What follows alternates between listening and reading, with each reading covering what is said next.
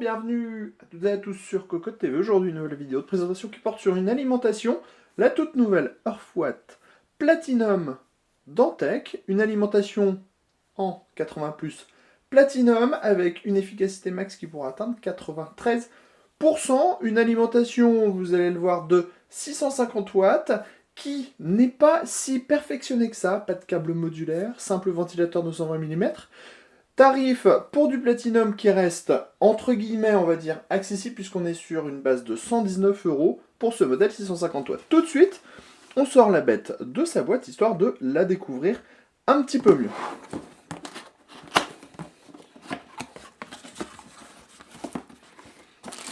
Alors, on va commencer avec une partie du bundle, avec le cordon d'alimentation, quelques scratchs pour regrouper les câbles, la visserie,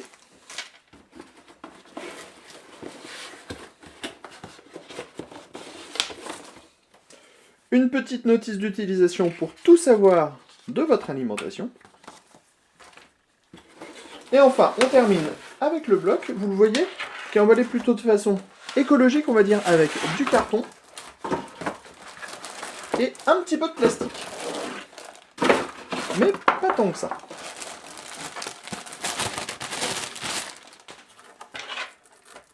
Voilà donc ce nouveau bloc en Earthwatt Platinum 650 watts. On voit que la taille est standard, ça prendra donc peu de place dans le boîtier, c'est plutôt une bonne chose.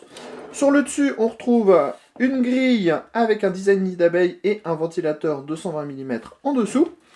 À l'arrière, on retrouve encore du design nid d'abeille, un interrupteur, la prise pour pouvoir enclencher votre cordon d'alimentation. En dessous, rien de spécifique. Sur le côté, un logo Antec frappé directement dans l'acier. Et ici, les caractéristiques techniques qu'on va tout de suite étudier. Pour vous dire qu'on trouve un 3V3 de 20 A, un 5V de 18 A et pas moins de 4 rails 12 volts. Le tout avec 30 A sur chaque rail 12 volts. Et 676 watts de puissance sur ce même 12 volts. Au niveau de la connectique, on le voit, pas de câble modulaire. Ce premier groupement vous propose un 24 broches. Alors, la finition est plutôt bonne, avec une gaine tressée bien serrée. Par contre, Antec ne donne plus dans la gaine thermo-collée. C'est un peu dommage parce que c'était bien au niveau de la finition. En plus de ce 24 broches, on trouve deux prises PCI Express 6 plus 8 pins. On continue notre petite découverte avec le second groupe de câbles. On trouve 4 brins. 4 brins qui regroupent principalement les prises. On a la 8 pins CPU ici. On trouve ensuite... Alors, on fait du démêlage en même temps, c'est toujours comme ça avec les alimentations quand elles ne sont pas modulaires, pas toujours super pratique. On trouve ensuite un brin qui totalise 3 prises SATA plus une prise Molex. Un autre brin, hop, voilà, ça y est, on a tout démêlé, qui dispose de 3 Molex plus une prise floppy. Et enfin, un dernier brin avec 3 prises SATA.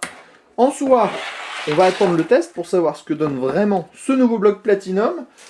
Seule chose qui nous chagrine un petit peu, c'est le fait d'avoir uniquement deux prises PCI Express, certes en 8 pins, mais uniquement deux prises PCI Express avec 4 rails 12 volts de 30 A. C'est un peu dommage, surtout qu'avec 576 watts, on avait de quoi piloter deux cartes graphiques sans trop de problèmes. On vous donne rendez-vous, bien sûr, sur cocoteland.com très prochainement pour le test de cette alimentation.